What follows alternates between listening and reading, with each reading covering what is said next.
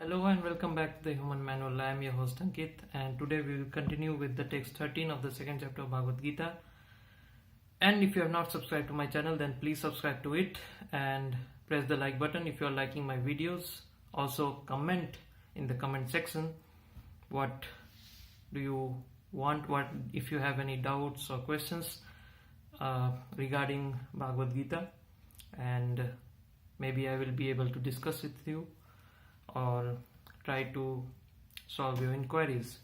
And therefore now we are going to continue with the text 13 of the second chapter of Bhagavad Gita. And before we continue, we shall pray. Om Agyantimirandhasya Gyananjana Salakaya Chaksasurmilitam Yena Tasmai Sri Gurave Namaha. Chapter 2, text 13. Krishna continues to speak to Arjuna. Dehinosmin yatha dehe kaumanam yavanam jara tatha dehantara praptir dhiras tatra namuyati. Which means, as the embodied soul continuously passes in this body from boyhood to youth to old age, the soul similarly passes into another body at death. A sober person is not bewildered by such a change. So Krishna says to Arjuna that as the embodied soul, the soul which is embodied by this material covering, by the skin, bone marrow, blood, mucus and whatnot, the soul is covered by this material covering. This embodied soul, it goes through the period of youth, from the birth to youth to old age, and then dies. Similarly, the soul also transmigrates into another body. When the body is of no use, the soul transmigrates into another body, whether it be material or spiritual. It depends on the activity of the individual living entity during their life on the material world. So Krishna says that when he explains this about the soul, the embodied soul, when it passes from birth, from youth to old age, similarly the soul also passes from one body to another body when the previous body was useless. And a sober person who knows this is not bewildered by such a change. Now we will read the purport behind this text. Since every living entity is an individual soul, each is changing his body every moment. We all are changing our body every moment, manifesting sometimes as a child, sometimes as a youth, and sometimes as an old man. Now this is apparently with all the living entities, all the animals, birds, reptiles, snakes, fishes, everyone. Yet the same spirit soul is there and does not undergo any change. But the energy force which is there inside every one of us, it remains the same. The individuality of the person, of the living entity, remains the same. The individuality doesn't change. The body changes from different state to different state, but the individuality of that person or the living entity remains the same. Which means what? The spirit soul is there and does not undergo any change. That living force which is there inside every one of us remains the same. It does not undergo any change. This individual soul finally changes the body at death and transmigrates to another body. When the body is not useful, when it is deemed to be unuseful, when it is of no use, the soul changes to takes another body and transmigrates into another body. And since it is sure to have another body in the next birth, either material or spiritual, there was no cause for lamentation by Arjuna on account of death, neither for Bhishma nor for Drona, for whom he was so much concerned. Because Arjuna was concerned for their existence, anyways they would die and they would change their body, whether they're being killed today or they die by their old age.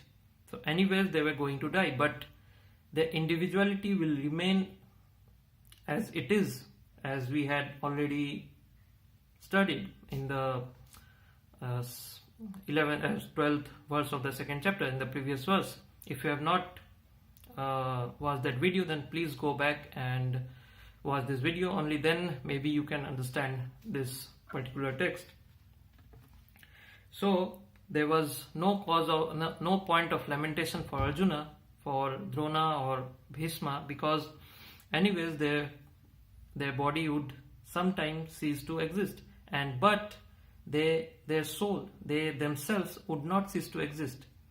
They will get another body, whether it will be material or spiritual, but definitely they will always remain, they will always exist, they will eternally exist.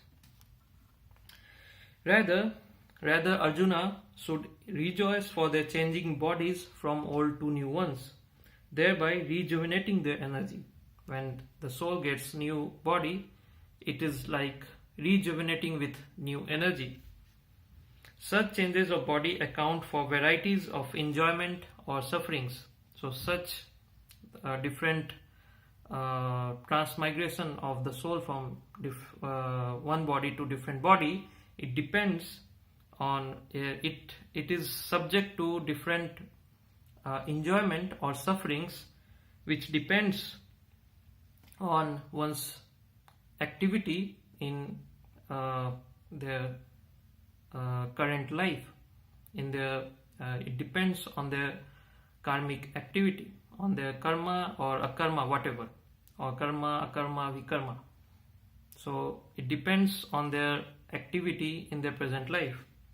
So Bhishma and Drona, and now Bhishma and Drona were noble souls. So Bhishma and Drona, being noble souls, were surely going to have spiritual bodies in their next life, or at least, if not spiritual bodies, they were going to live in heavenly. They were going to get heavenly bodies for superior enjoyment of material existence. So in either case, there was no cause of lamentation for Arjuna. So the very fact that he was lamenting that they would die if I kill them, that it was pointing to nothing, because anyways they would die someday, and because these souls were so noble, either they would achieve a spiritual body in their after death, or at least because they were such a noble souls, they would get a heavenly body with lots of material enjoyments. So there was no point of lamentation of Arjuna. Any man who has perfect knowledge of the constitution of the individual soul, the super soul and nature, both material and spiritual, is called a dhira, or a sober man, or he is the most sober man. So one who has understanding, who has this understanding of the soul, the super soul and the nature, both on the material and spiritual platform, should be considered as a dhira, or the most sober man. Such a man is never deluded by the changes of bodies. The Mayavadi theory of oneness of the spirit soul cannot be entertained, on the ground that the spirit soul cannot be cut into pieces as a fragmental portion. Such cutting into different individual souls would make the supreme cleavable or changeable, against the principle of the supreme souls being unchangeable. The Mayavadi theories of oneness of the spirit soul cannot be entertained in this particular text, on the ground that the spirit soul cannot be cut into pieces as a fragmental portion. And we had already discussed in the previous text about the individuality of the soul that remains eternal and that has been eternal and is eternal and always remain eternal. Such, and therefore this Mayavadi theory cannot be entertained in this particular text. Such cutting into different individual souls would make the Supreme cleavable or changeable, which is against the principle of the Supreme Soul's being unchangeable. The Supreme Soul, the Bhagwan, is unchangeable. So the very fact that the cutting into individual souls would make the Supreme Soul cleavable or unchangeable is against the principle of the Supreme Souls being unchangeable. As confirmed in the Gita, the fragmental portions of the Supreme exist eternally. Sanatan. Sanatan means eternal. So the fragmental portions of the Supreme exist eternally, as has been already explained in the Gita in the chapter 15, text 7. Mamayam sa jiva loke jiva bhuta sanatana mana sasthandriyani prakriti sthani karsati. So Krishna says in the 15th chapter that the living entities in this conditioned world are my eternal fragmental parts.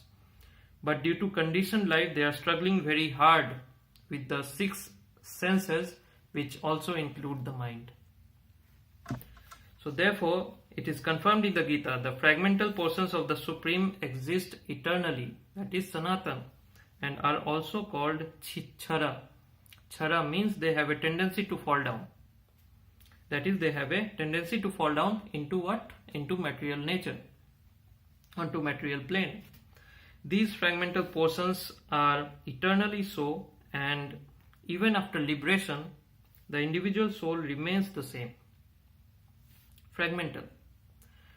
But once liberated, he lives an eternal life in bliss and knowledge with the personality of Godhead. The theory of reflection can be applied to the super soul, who is present in each and every individual body and is known as the Paramatma. So Krishna is also present, the absolute truth is also present as the Paramatma in each and every living entity's heart. So the theory of reflection can be applied to the super soul, who is present in each and every individual body and is known as the Paramatma. He is different from the individual living entity. When the sky is reflected in water, the reflections represent both the sun and the moon and the stars also. The stars can be compared to the living entities and the sun or the moon to the Supreme Lord.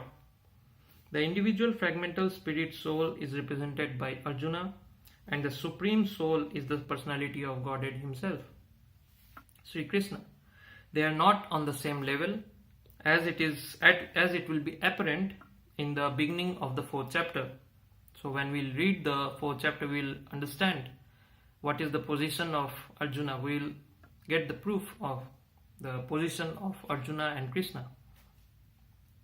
If Arjuna is on the same level with Krishna and Krishna is not superior to Arjuna, then the relationship of instructor and the instructed becomes meaningless, because unless and until someone is on the higher level, he cannot instruct someone.